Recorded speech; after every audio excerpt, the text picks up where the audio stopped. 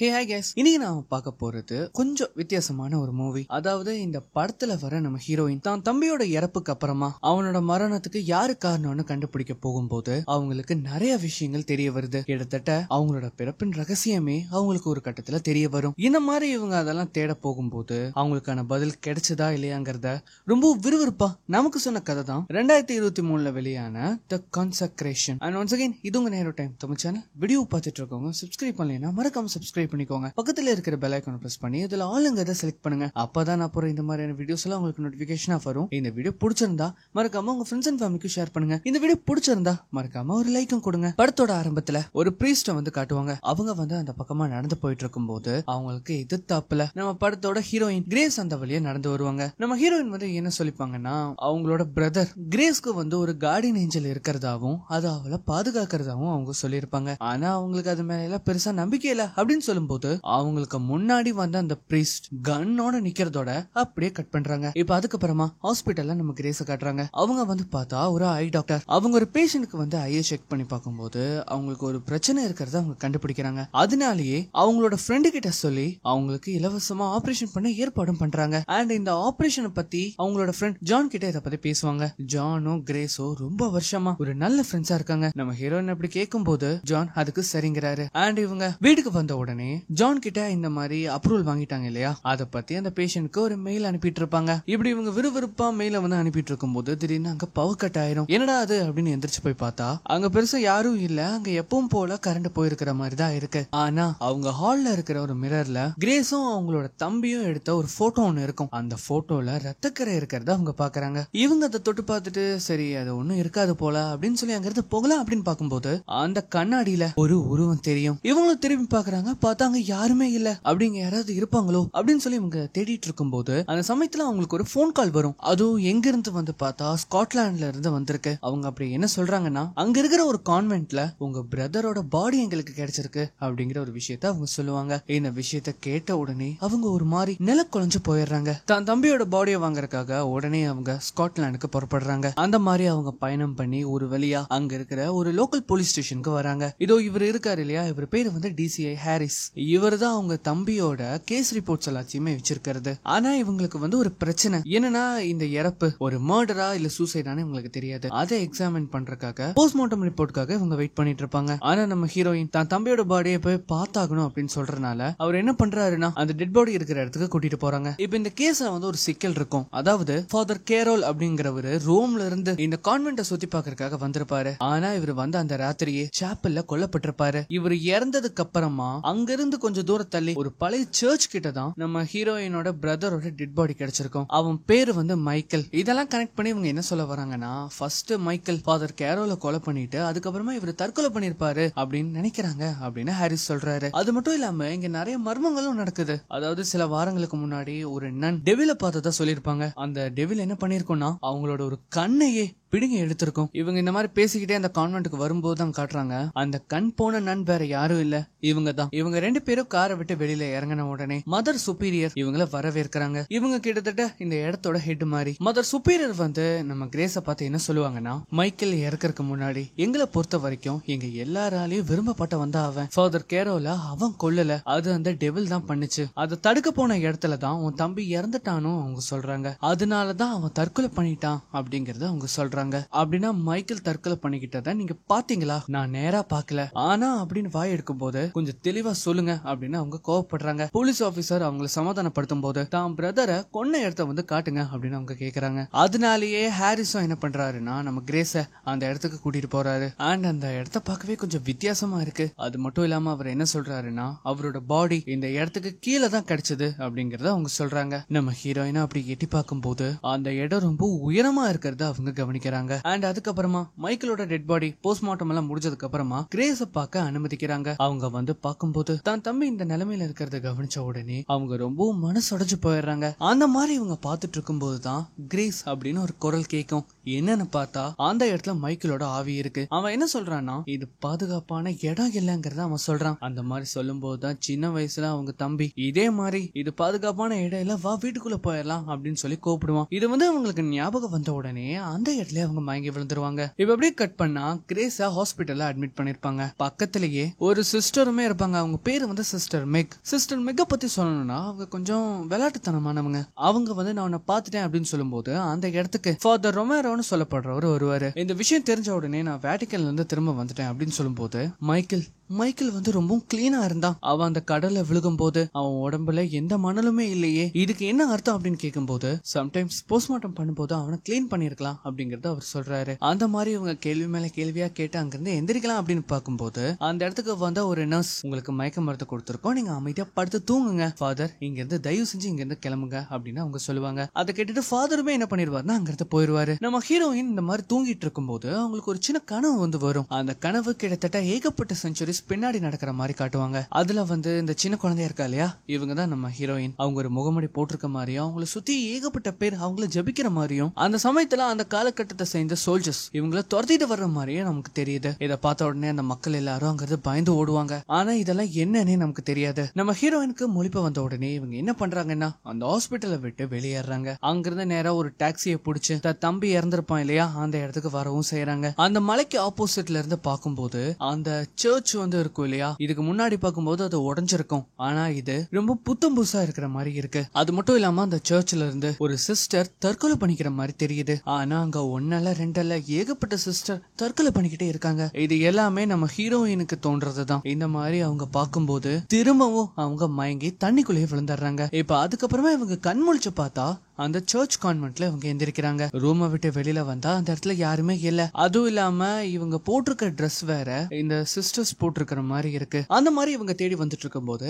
அந்த இடத்துல ஒரு சிஸ்டர் இருப்பாங்க. அவங்க கிட்ட மதர் சுப்பீரியர் கிட்ட என்ன கூட்டிட்டு போக முடியுமா அப்படின்னு கேட்கும்போது அவங்க ஒரு வார்த்தையுமே பேசாம தலையை குனிச்சிருவாங்க. அண்ட் இது வேலைக்காகாது அப்படின்னு சொல்லிட்டு ஹீரோயினே என்ன பண்றாங்கன்னா அவங்களை தேடி போறாங்க. அந்த மாதிரி தேடி போகும்போது அவங்க எல்லாருமே டைனிங் ஹால்ல உட்காந்து சாப்பிட்டுட்டு இருக்காங்க. அவங்க என்னோட திங்ஸ் எல்லாம் எங்க இருக்கு அப்படின்னு கேட்கும்போது இங்க வாமா வந்து சாப்பிடு, சாப்பிட்டதுக்கு அப்புறம் நம்ம எல்லாமே பொறுமையா பேசலாம் அப்படின்னு சொல்லும் போது அவங்க திரும்பவும் என் துணிகள் எங்க இருக்குன்னு தான் கேக்குறாங்க. ஆனா தடாடி விடாம அவங்கள அந்த இடத்துல உட்கார வச்சு சாப்பிட சொல்றாங்க. நீங்க எல்லாரும் என்கிட்ட இருந்து ஏமாத்திட்டீங்கல, நீங்க எல்லாருமே பொய் சொல்லிருக்கீங்க, இப்ப என்ன ஆச்சுன்னு நீ இப்படி எல்லாம் சொல்ற? என் பிரதர் அங்க இருந்து சாகிறதுக்கு முன்னாடியே அவன் உடம்புல காயங்கள் ஏற்பட்டிருக்கு, அதை நீ பாத்தியா, இத நீ எப்படி சொல்ற அப்படின்னு கேட்கும்போது அவங்க வாய் அடிச்சு போயிடுறாங்க. ஆனா இதெல்லாம் ஒரு பக்கம் இருக்கும்போது மத சுப்பீரியர் சொன்னனால அவங்க சாப்பிடவும் செய்யறாங்க. இந்த சமயத்துல என்ன ஆகுதுன்னா ஃபாதர் ரொமேரோ அந்த இடத்துக்கு வருவாரு. அவர் அந்த இடத்துக்கு வந்த உடனே நம்ம ஹீரோயினை கூட்டிட்டு மைக்கேல் இருந்தா அந்த சர்ச்சுக்கு போறாங்க. ஆக்சுவலி இந்த சர்ச் பார்த்தா 12th செஞ்சுரியில கட்டியிருப்பாங்க. இந்த சர்ச்சை பொறுத்த வரைக்கும் நிறைய கடந்த கால கட்டுக்கதைகள் நிறையவே இருக்கு. ஆனா உங்ககிட்ட ஒரு முக்கியமான விஷயத்த சொல்லணும். இது இருக்கு இல்லையா, இதுதான் ஃபைனல் கன்ஃபெஷன் அப்படின்னு சொல்றாரு. ஆக்சுவலி இந்த கிராஸ் முன்னாடி நின்னு நீங்க பண்ண பாவங்களுக்கு மன்னிப்பு கேட்கணும்னா எவ்வளவு பாவங்கள் பண்ணீங்களோ அவ்வளவு பாவங்களுக்கு நீங்க ஒவ்வொரு அடியும் பின்னாடி வைக்கணும்னு அவர் சொல்றாரு. அந்த மாதிரி அவரு 2 அடி எடுத்து வச்சுட்டு நான் 2 பாவங்கள் தான் பண்ணேன், ஒன்னு கேக் அப்புறம் இன்னொன்னு காஃபி அப்படின்னு சிரிச்சுக்கிட்டே சொல்லுவாரு. இப்ப அதுக்கப்புறமா 2 பேருமே அந்த கான்வென்ட்டுக்கே வராங்க. அவரு என்ன சொல்லுவாருன்னா மதர் சுப்பீரியர் தான் மைக்கேலோட பாடியை வாஷ் பண்ணிருக்காங்க, அது ஏதோ அவங்களை புனிதப்படுத்துறதுக்காக. இதெல்லாம் நம்புற மாதிரி அங்க இருக்கு. இங்க பாருங்க கிரீஸ், இந்த சர்ச்ல நிறைய கரைகள் இருக்கு, அதனால எதையுமே நான் வெளிப்படையா சொல்ல முடியாது. இங்க ஒவ்வொரு செவத்துக்கும் ஒவ்வொரு காதுகள் இருக்கும். சர்ச்சோட சப்போர்ட் ஃபுல்லா உங்களுக்கு இருக்கிறனால நானும் உங்களுக்கு சப்போர்ட் பண்றேன் அப்படின்னு அவர் சொல்லுவாரு. ரொம்ப நன்றி அப்படின்னு சொல்லும்போது நான் உங்களுக்கு ஒண்ணு காட்டுறேன், என் பின்னாடியே வாங்க அப்படின்னு அவர் கூட்டிட்டு போறாரு. என்னன்னு பார்த்தா நம்ம ஹீரோயினோட ரூமுக்கு தான் போறாங்க. அங்க மைக்கேல் யூஸ் பண்ண எல்லா பொருட்களையுமே ஒரு பாக்ஸ்ல போட்டு அவர் அங்க வச்சிருப்பாரு. அண்ட் அதை சொல்லிட்டு அவர் அங்கிருந்து போனதுக்கு அப்புறமா அந்த பாக்ஸ் ஓபன் பண்ணி பார்க்கும்போது அதுல நிறைய ஐட்டம்ஸ் இருக்கும். ஆனா அதுல ஒண்ணு முக்கியமா ஒரு டைரி அவங்க கண்டுபிடிக்கிறாங்க. அந்த டைரியில அப்படி என்ன போட்டிருக்கோம்னா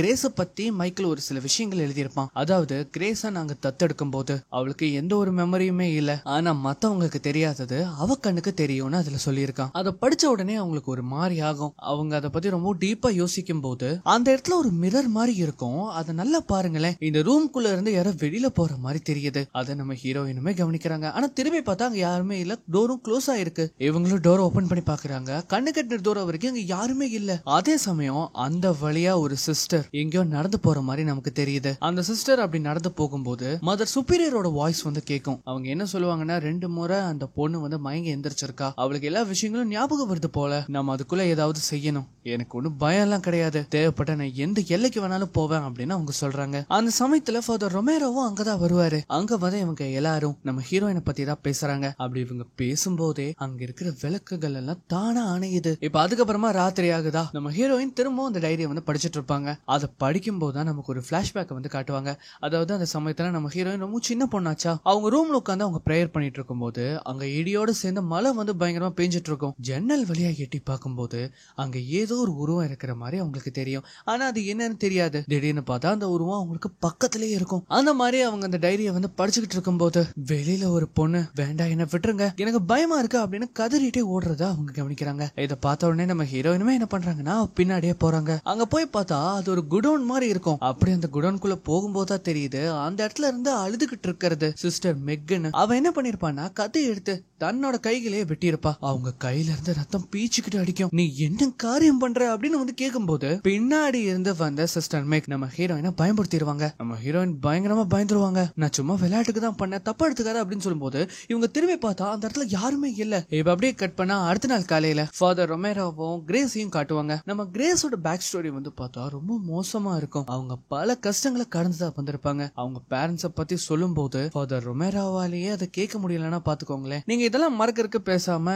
நீங்க டைரி எழுத ஆரம்பிக்கலாமே அப்படின்னு வந்து சொல்லும்போது சரி நான் அதை பண்றேன் அப்படின்னு சொல்லி அவங்களுமே என்ன பண்றாங்கன்னா அவங்க ரூமுக்கு போய் டைரி எழுத ஆரம்பிக்கிறாங்க. அந்த மாதிரி அவங்க டைரி எழுதும் போது நமக்கு ஒரு சின்ன பிளாஷ்பேக்க காட்டுவாங்க. அதாவது இப்ப நடந்து வர்றாரு இல்லையா, இவர் தான் நம்ம பசங்களோட அப்பா. அவர் வீட்டுக்குள்ள வந்ததுக்கு அப்புறமா தான் காட்டுறாங்க இந்த 2 பசங்களையுமே அவரு ஒரு கேஜ்ல போட்டு அடைச்சிருப்பாரு. அந்த கேஜ்ல உட்கார்ந்துகிட்டே நம்ம கிரேஸ் வந்து ஒரு லெட்டர் எழுதுவா. அதுவும் அவங்க அம்மாக்காக. அதாவது இந்த சாவியை நீங்க பயன்படுத்துங்க அப்படின்னு சொல்லி அந்த லெட்டருக்குள்ளேயே அந்த சாவியும் வைப்பாங்க. அந்த மாதிரி அதை எழுதுனதுக்கு அப்புறமா அவங்க அப்பாவை கூப்பிட்டு எனக்கு வாஷ்ரூம் போகணும் அப்படின்னு சொல்லி அவ அந்த கேஜை விட்டு வெளியில வரா. ஆக்சுவலி எதுக்காக இந்த மாதிரி கேஜ்ல அடைச்சு வச்சிருக்காங்கன்னா இவங்க எல்லாருமே சபிக்கப்பட்டிருக்காங்க அப்படின்னு நினைச்சுதான் இவர் வந்து கேஜ்ல வந்து போட்டு அடைச்சு வச்சிருப்பாரு. ஏன் அவரோட மனைவியுமே அவரு அடைச்சு வச்சிருப்பாருன்னா பாருங்களேன். அந்த மாதிரி இவங்க வாஷ்ரூமுக்கு போகும்போது அந்த கீய அவங்க அம்மா இருக்கிற இடத்துல அவ தூக்கி வீசுவா. அத அவங்க அம்மா எடுக்கவும் செய்வாங்க. இவங்க மேல வந்த உடனே அந்த அம்மா கேஜ் ஓபன் பண்ணிட்டு அங்க இருந்து தப்பிக்கிறதுக்காக கதை ஓபன் பண்ணும்போது அந்த சத்தம் கேட்டுரும். அவ்வளவுதான். அதை கேட்ட உடனே அந்த ஆளு விரட்டிக்கிட்டு ஓடுவான். இந்த சமயத்துல கிரேஸ் வேக வேகமா கீழே வந்து தன் தம்பியை காப்பாத்தலான்னு அந்த கேஜ் ஓபன் பண்ண ட்ரை பண்ணா அது ஓப்பனே ஆகாது. அந்த சமயத்துல தான் அவ ஜன்னல் வழியா வெளியில பாப்பா. அப்படி பார்க்கும்போது என்ன அவ கண்ணுக்கு தெரியுதுன்னா அவங்க அம்மாவை அவரு ரொம்ப கொடூரமா கொலை பண்றத அவ பாக்குறா. அவங்க கொலை பண்ணி முடிச்சதுக்கு அப்புறமா இவர நேரா வீட்டுக்கு வரும்போது நம்ம கிரேஸ் என்ன பண்ணுவான்னா கட்டிலுக்கு அடியில போய் ஒளிஞ்சுப்பா. அந்த மாதிரி அவர் அந்த ரூம்குள்ள வந்து நம்ம கிரேஸ புடிச்சிட்டு இழுத்துட்டு போலாம் அப்படின்னு பாக்கும்போது யாரும் அவங்கள அட்டாக் பண்ண மாதிரி அவளுக்கு ஒரு சத்தம் கேக்குது. அவங்க அடிச்சதுல அவரு அந்த இடத்துல மயங்கி விழுந்துருவாரு. இப்ப இந்த சம்பவத்துக்கு அப்புறமா கிரேஸையும் மைக்கேலையும் கான்வென்ட்ல இருந்து வந்த 2 பேர் தத்து எடுத்துக்கிறாங்க. அந்த மாதிரி அவங்க தத்தெடுத்து கூட்டிட்டு வரும்போது ஒரு இடத்துல காரை நிறுத்தி மைக்கேல மட்டும் தனியா ரோட்லயே இறக்கி விட்டுட்டு கிரேஸ கூட்டிட்டு அவங்க அந்த இடத்த விட்டு கிளம்புறாங்க. அந்த மாதிரி கூட்டிட்டு போகும்போது அந்த ஃபாதர் என்ன பண்ணுவாருன்னா மயக்கம் இருந்த கலந்து நம்ம கிரேஸ மயக்கப்படுத்தலாம் அப்படின்னு ட்ரை பண்ணுவாங்க. ஆனா அந்த சமயத்துல என்ன ஆகுதுன்னா தெரியாதனமா அந்த காரை நேரா ஒரு லாரியில போய் சொருவிடுவாங்க. இப்ப அதுக்கப்புறமா ராத்திரி ஆகுது. அந்த சர்ச்சில் இருக்கிற எல்லா லைப்ரரி புக்ஸையுமே நம்ம ஹீரோயின் எடுத்து படிக்க ஆரம்பிக்கிறாங்க. அந்த மாதிரி படிக்கும்போது அவங்களுக்கு ஒரு சில விஷயங்கள் வந்து தெரிய வரும். அந்த மாதிரி படிக்கும் போதா தெரிய வருது அது வந்து ஒரு நினைவு சின்னம், தி நைட் ஆஃப் தி மார்னிங் ஸ்டார்னு சொல்லுவாங்க. அத வந்து அந்த காலகட்டத்தில இருந்து அத பாதுகாத்துட்டு வந்துட்டு இருந்தாங்க. அண்ட் அந்த நினைவு சின்னம் ஒரு பொண்ணுக்குள்ள இருக்கிற மாதிரி அவங்க ஃபோர்ஷேடோ பண்ணிருப்பாங்க. அதனாலதான் அந்த காலகட்டத்துல அந்த பொண்ணு தேடி அவ்வளவு பேர் வந்திருப்பாங்க. இவங்க அந்த மாதிரி படிச்சு முடிச்சுட்டு வந்து பார்த்தா அங்க யாருமே இருக்க மாட்டாங்க. சரினா அவங்களும் அவங்க ரூமுக்கு போலாம் அப்படின்னு போயிட்டு இருக்கும்போது இவங்க ஸ்டார்டிங்ல ஒரு ரூமை பார்த்திருப்பாங்களே, அந்த ரூமுக்கு முன்னாடி கூட ஒரு சிஸ்டர் இருந்திருப்பாங்க.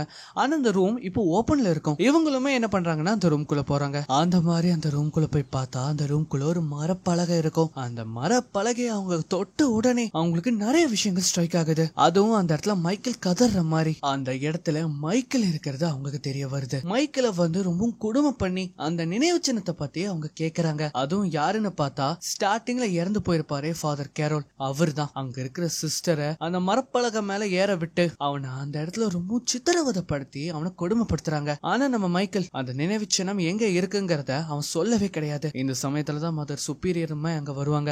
அவங்க என்ன சொல்றாங்கன்னா இவனை அந்த இடத்துக்கு கூட்டிட்டு போங்க, இவன் கடவுள் கிட்ட போக வேண்டிய நேரம் வந்துருச்சு அப்படின்னு சொல்லும்போது நம்ம மைக்கேல் தான் என்ன பண்ணிருப்பான்னா கத்தியை எடுத்து ஃபாதர் கேரோலை வந்து கொலை பண்ணிருப்பான். அந்த சமயத்துல அவன் பண்ணது சரிதான். இந்த விஷயம் எல்லாமே அவங்களுக்கு ஒரு மாதிரி மைல்டா ஸ்ட்ரைக் ஆகும்போது அந்த இடத்துக்கு ஒரு சிஸ்டர் வருவாங்க. அவங்க கையில கத்தி இருக்கிறத நம்ம ஹீரோயின் கவனிக்கிறாங்க. நீங்க என்ன பண்றீங்க பயப்படுறீங்க, என்ன பார்த்து பயப்படாத, நான் வெறும் துரும்புதான், ஆனா இது எல்லாத்துக்கும் நீதான் காரணம் அந்த மாதிரி சொல்லிட்டு அவங்க கத்தியை எடுத்து அவங்கள குத்தலாம் அப்படின்னு வரும்போது என்ன ஆச்சுன்னே தெரியல, அவங்கள யாரோ தடுக்கிற மாதிரி தெரியுது. அந்த கத்தியை வச்சு தன்னைத்தானே அவங்க குத்திக்கிட்டு இறந்து போறாங்க. நம்ம ஹீரோயினுக்கு இப்ப என்ன பண்றதுனே தெரியல. அவங்க பயந்து போய் அலற ஆரம்பிச்சிடுறாங்க. இப்ப அப்படியே கட் பண்ணா டிடெக்டிவ் ஹாரிஸ் நம்ம ஹீரோயினை வந்து இன்வெஸ்டிகேட் பண்றாங்க. ஆனா நம்ம ஹீரோயின் மேல எந்த ஒரு தப்புமே இல்ல. ஏன்னா அந்த கத்தியோட பிங்கர் பிரிண்ட்ஸ் எல்லாம் செக் பண்ணி பார்க்கும்போது அதுல அவங்க கைரகே இருந்திருக்காது. அதனாலேயே அவங்க நிரபராதின்னு அவர் முடிவும் பண்றாரு. இப்ப அதே சமயம் இந்த பக்கம் வந்து பார்த்தா இந்த ஃபாதர் ரொமேரோ இருக்காரு இல்லையா, அவரு 4-5 சிஸ்டர்ஸ வச்சு ஏதோ பூஜை பண்றாரு. அதே சமயம் இந்த பக்கம் நம்ம ஹீரோயின் காரை எடுத்துட்டு வேக வேகமா அந்த கான்வென்ட்டுக்கு வராங்க.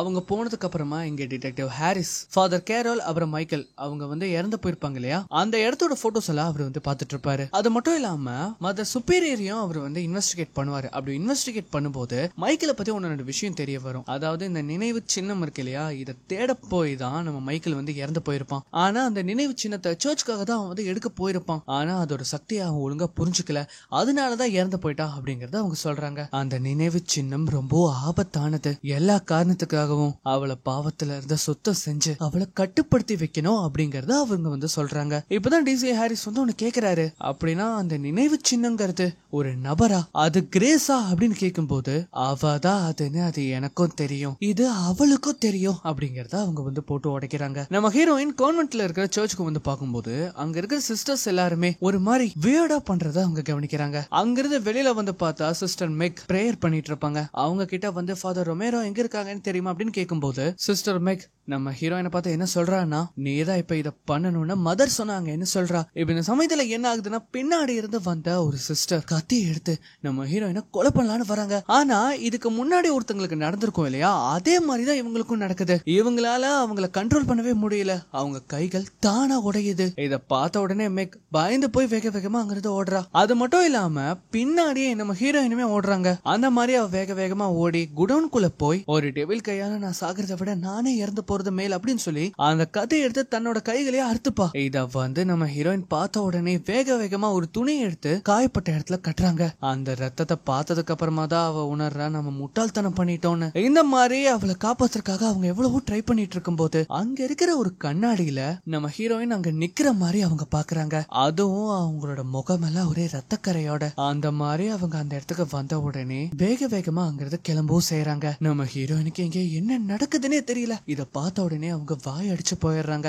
அது மட்டும் இல்லாம இந்த சிஸ்டர் மெக்கும் அந்த இடத்துல இறந்து போறாங்க. சோ இது எல்லாத்தையுமே வச்சு பார்க்கும்போது நம்ம ஹீரோயின் என்ன நினைக்கிறாங்கன்னா, நான் தான் இது எல்லாத்தையுமே செஞ்சேனா அந்த மாதிரி நினைச்சுக்கிட்டு திரும்ப என்ன பண்றாங்கன்னா அந்த கான்வென்ட்ல இருக்கிற சர்ச்சுக்குள்ள போறாங்க. அப்படி அந்த ரத்தக்கரையோட சர்ச்சுக்குள்ள போகும்போது அங்க நிறைய பேர் இவங்களை பார்த்து நிக்கிறாங்க. அவங்களுக்கு நடுவுல ஃபாதர் ரொமேரோவும் இருப்பாரு. கிரேஸ் உனக்கு என்னாச்சு அப்படின்னு ஃபாதர் ரொமேரோ வரும்போது, என்கிட்ட யாரும் வராதீங்க, என் அப்பா சொன்னது எல்லாமே சரியாயிருச்சுல, அவர் நினைச்ச மாதிரியே நான் சபிக்கப்பட்டவன், மெக் செத்து போயிட்டா, நான் அதை முன்னாடியே பார்த்திருக்கேன், ஆனா என்னால தடுக்க முடியல, என்னை இதுல இருந்து காப்பாற்ற முடியுமா அப்படின்னு கேட்கும் போது முடியும் அப்படின்னு சொல்லுவாரு. இப்போ உடனே அங்க இருக்கிற எல்லா சிஸ்டர்ஸும் சேர்ந்து என்ன பண்றாங்கன்னா நம்ம ஹீரோயினை தூக்கி அவங்க தலையில அந்த துணியை கட்டி மெதுவா அங்க இருக்கிற ஒரு இடத்துக்கு வந்து கூட்டிட்டு போவாங்க. ஆக்சுவலி அது வந்து ஒரு சின்ன டனல் மாதிரி. அதை ஓபன் பண்ணி ஃபாதர் ரொமேரோ என்ன சொல்றாருன்னா, நீ இதுக்குள்ள போ, உன்னோட பாவங்கள் எல்லாத்தையுமே இதுக்குள்ள விட்டுட்டு வந்துரு அப்படின்னு அவர் சொல்லுவாரு. இதை கேட்டுட்டு நம்ம ஹீரோயினுமே என்ன பண்றாங்கன்னா அதுக்குள்ள போறாங்க. ஆனா அதுக்குள்ள போனா ஒரே இருட்டா இருக்கு. அது மட்டும் இல்லாம அங்கிருந்து போறதுக்கு வேற வழியுமே இல்ல. அந்த செவத்துல நிறைய கல்வெட்டுகளையும் அவங்க பாக்குறாங்க. அண்ட் இந்த சமயத்துலதான் வந்து காட்டுறாங்க அந்த காலகட்டத்துல ஒரு பொண்ணை அடிச்சு கூட்டிட்டு போயிருப்பாங்க இல்லையா, அவ வேற யாரும் இல்ல நம்ம கிரேஸ் தான். அவளை இந்த சமாதிக்குள்ள அடிச்சு வச்சிருவாங்க. சோ அந்த காலகட்டத்துல இருந்த நம்ம கிரேஸ் தான் இந்த கல்வெட்டுகள் எல்லாத்தையுமே எழுதியிருக்கா. இந்த விஷயம் தெரிஞ்ச உடனே மேல ஃபாதர் ரொமேரோ இத சீல் வைங்க அப்படின்னு சொல்லும் போது எல்லாருமே அந்த டோரை வந்து க்ளோஸ் பண்றாங்க. அந்த மாதிரி க்ளோஸ் பண்ணிட்டு இருக்கும் போது இப்ப என்ன ஆகுதுன்னா, மேல இருக்கிற ஒரு சிலுவை பறந்து வந்து ஃபாதர் ரொமேரோவோட முதுகலையே சொருக்குது. அது மட்டும் இல்லாம இங்க நம்ம ஹீரோயின் அந்த இடத்துல இருந்து வெளியும் வராங்க. என்ன மன்னிக்கிறேன்னு சொன்னீங்களே, இதுதான் உங்களோட மன்னிப்பா, என்ன அடிச்சு வச்சு கொலை பண்றதா உங்களோட மன்னிப்பா அப்படின்னு கேட்கும் போது, மனிதனோட பாவங்களுக்காக தான் இறைவன் இறந்து போனாரு, ஒரு தேவதையோட பாவத்துக்காக கிடையாது. வெளிச்சத்தை நிரூபிக்கிற இருளே நீதான், அதனாலதான் உனக்கு கடவுளையே பிடிக்கல, அதனாலதான் உன்னோட தம்பியை விட்டு நீ பிரிஞ்ச, உண்மையிலேயே அவன் தான் மன்னிப்பு கேட்கணும், அவன் தான் மன்னிப்பு கேட்கணும் அப்படின்னு சொல்லும் போது நம்ம ஹீரோயின் வேக வேகமா அங்கிருந்து ஓடுறாங்க. இந்த சமயத்துல என்ன ஆகுதுன்னா, டிசி ஹாரிஸ் இருப்பாரு இல்லையா, அவர் இந்த சர்ச்சுக்கு வருவாரு. ஆனா அங்க வந்து பார்த்தா அங்க யாருமே இருக்க மாட்டாங்க. நம்ம கிரேஸ் எங்க போறாங்கன்னு பார்த்தா அந்த பழைய பால் அடைஞ்ச சர்ச் இருக்கும் இல்லையா, அந்த இடத்துக்கு தான் போறாங்க. அந்த இடத்துக்கு வந்த உடனே அந்த சிம்பிள் முன்னாடி இருந்து அவங்களோட பாவத்தை பத்தி அவங்க நினைச்சு நினைச்சுக்கிட்டு ஒவ்வொரு அடியா பின்னாடி எடுத்து வைக்கிறாங்க. அந்த மாதிரி அடி எடுத்து வைக்கும் போது கிட்டத்தட்ட அந்த இடத்தோட விளிம்புக்கே அவங்க வந்துருவாங்க. இப்ப இந்த சமயத்துல அவங்க இன்னொரு அடி எடுத்து வைக்கலாம் அப்படின்னு பாக்கும்போது அந்த இடத்துக்கு ஹாரிஸ் வந்துருவாப்ல. கிரேஸ் வேண்டாம், இந்த மாதிரி பண்ணாத, இதுதான் ஒரே வழி அப்படின்னு சொல்லும் போது இல்ல அந்த முட்டாள்களோட பேச்சை கேட்டு இப்படி பண்ணாதேன்னு அவர் சொல்றாரு. ஆனா அதை எதையுமே கேட்காம கிரேஸ் என்ன பண்ணிடுறானா அந்த இடத்துல இருந்து குதிச்சிடுறா. இப்படி அவ அங்க இருந்து கீழே விழுகும் போதுதான் அவளுக்கு நிறைய விஷயங்கள் தெரிய வருது. என்னன்னா நம்ம ஸ்டார்டிங் சீன்ல பாத்திருப்போமே, நம்ம கிரேஸோட தம்பி கூட இருந்த ஒரு போட்டோல ரத்தக்கரை பட்டிருக்கோம் இல்லையா, அது யாரு பண்ணதுன்னு பார்த்தா நம்ம கிரேஸ் தான். அவ தான் அந்த இடத்துக்கு அந்த போட்டோவை ரத்தக்கரையோட தொட்டிருக்கா. அந்த இடத்துல இருந்த இன்னொரு கிரேஸ் வர்றது தெரிஞ்ச உடனே இவ அங்க இருந்து போக பாத்திருக்கா. சோ இப்படிதான் அந்த ரத்தக்கரை ஏற்பட்டிருக்கா. அந்த இடத்துல அந்த உருவத்தையே அவ பாத்திருக்கா. அது மட்டும் இல்லாம இவங்க அப்பா அவங்க அம்மாவை கொலை பண்ணிட்டு போகும்போது அவ அந்த இடத்துல இருந்திருக்கா. கிரேஸ் தான் என்ன பண்ணிருப்பானா அவங்க அப்பாவை தலையிலேயே அடிச்சு மயக்கப்படுத்தி அவங்க 2 பேத்தையும் அங்க இருந்து தப்பிக்க வச்சிருப்பா. அது மட்டும் இல்லாம இங்க அவன் தம்பியை இறக்கி விட்டதுக்கு அப்புறமா கிரேஸ் அதை பார்த்துட்டு அந்த வண்டிக்குள்ள போய் இவளாதான் அந்த வண்டியை திருப்பி அந்த ட்ரக்ல மோத வச்சிருப்பா. அது மட்டும் இல்லாம ஒரு சிஸ்டர் ஃபாதர் ரொமேரியோவும் மதர் சுப்பீரியரும் பேசிட்டு இருக்கிறத கேட்டுட்டு இருந்திருப்பாங்க இல்லையா, அந்த சிஸ்டர் வேற யாரும் கிடையாது, நம்ம ஹீரோயின் தான். அண்ட் இதெல்லாம் கேட்டதுக்கு அப்புறமா தான் தன்னோட இன்னொரு கிரேஸ காப்பாத்துறதுக்காக தான் அவ எல்லாரையுமே கொலை பண்ணிருக்கா. ஃபாதர் ரொமேரியோவை சிலுவையை எரிஞ்சு கொன்னதும் நம்ம கிரேஸ் தான். அது மட்டும் இல்லாம இந்த மதர் சுப்பீரியர் அதுக்கப்புறம் இன்னும் 2-3 சிஸ்டர்ஸ் சேர்ந்து தான் மைக்கில இந்த இடத்துல நிக்க வச்சு அவனை பிரெயின் வாஷ் பண்ணி அவனை கொலை பண்ணலான்னு ட்ரை பண்ணிருப்பாங்க. அந்த நேரத்துல கிரேஸ் அந்த இடத்துக்கு வந்திருக்கவும் செஞ்சிருப்பா. அவ அந்த இடத்துக்கு வந்ததை இவங்க 3 பேத்தாலையும் ஃபீல் பண்ண முடியுது. மைக்கேல் என்ன சொல்லுவானா, நீங்க என்ன காப்பாத்த வருவீங்கன்னு எனக்கு தெரியும், என்ன மன்னிச்சிரு மைக்கேல், நான் வர்றதுக்கு தாமதம் ஆயிருச்சு, என்ன மன்னிப்பியா? ஆனா எதுக்கு? உன்னை இருள விட்டுட்டு வந்ததுக்கு, நான் யாருங்கிறத உன்கிட்ட இருந்து மறைச்சதுக்கு, நீதான் இப்ப வந்துட்டல, எனக்கு ரொம்ப சந்தோஷமா என் உயிரை விடுறேன் அப்படின்னு சொல்லிட்டு அவனுமே என்ன பண்ணிருப்பானா அங்க இருந்து குதிச்சிருப்பான். சோ இப்படிதான் மைக்கேல் இறந்து போயிருப்பான். அண்ட் இந்த விஷயம் எல்லாம் தெரிஞ்ச உடனே இப்பதான் நம்ம ஹீரோயினுக்கு நிம்மதியா இருக்கு. நிம்மதியா அவங்க அந்த பள்ளத்தாக்குல விழுகுறாங்க. டிடெக்டிவ் ஹாரிஸால எதுவுமே பண்ணிருக்க முடியாது. இப்ப அப்படியே கட் பண்ணா இந்த பக்கம் மதர் சுப்பீரியரை டிடெக்டிவ் ஹாரிஸ் தான் கொண்டு போய் கான்வென்ட்ல இறக்கி விடுவாரு. அந்த மாதிரி இறக்கி விடும்போது அவங்க என்ன கேக்குறாங்கன்னா, நீங்க என்ன நினைச்சிட்டு இருக்கீங்க, கிரேஸ் மாதிரி ஒரு பொண்ணை தற்கொலை பண்ண வைக்கிறதுக்கு தூண்டுற அளவுக்கு நீங்க அப்படி என்ன பண்ணீங்கன்னு அவர் கேட்கும்போது கிரேஸ் இன்னும் சாகல அப்படின்னு அவங்க சொல்றாங்க. நம்ம டிடெக்டிவ்க்கு ஒண்ணுமே புரியல. அண்ட் இந்த சமயத்துல தான் காட்டுறாங்க நம்ம கிரேஸும் ஜானும் ஒரு ரெஸ்டாரண்ட்ல உட்காந்து ட்ரிங்க்ஸ் சாப்பிடுறாங்க. அந்த மாதிரி அவங்க பேசிட்டு இருக்கும்போது ஜான் கேக்குறாரு, இப்போ உன்னோட தெரப்பி எல்லாம் எப்படி போயிட்டு இருக்கு? ரொம்ப நாளா உன்னை ஆளையே காணாமே, அது மட்டும் இல்லாம நடந்ததெல்லாம் நான் கேள்விப்பட்டேன், உனக்கு இந்த கவுன்சிலிங் கொடுக்கறதெல்லாம் செட் ஆகுதா அப்படின்னு கேட்கும்போது வேற வழி இல்லையா, கவுன்சிலிங் எல்லாம் எடுத்துக்கிறதா ஆகணும். அண்ட் நீ சொன்னையே ஒரு பேஷண்ட் அவங்களுக்கு ஐ செக்அப் பண்ணோன்னு, ஆமா நீ செக் பண்ணியா? நான் அவங்க செக் பண்ணி பார்க்கும்போது அவங்களோட கண்களுக்கு எந்த ஒரு கோளாறுமே இல்ல, உன்கிட்ட வந்ததுக்கு அப்புறமா தான் சரியாச்சுங்கிறதையும் அவங்க சொன்னாங்க.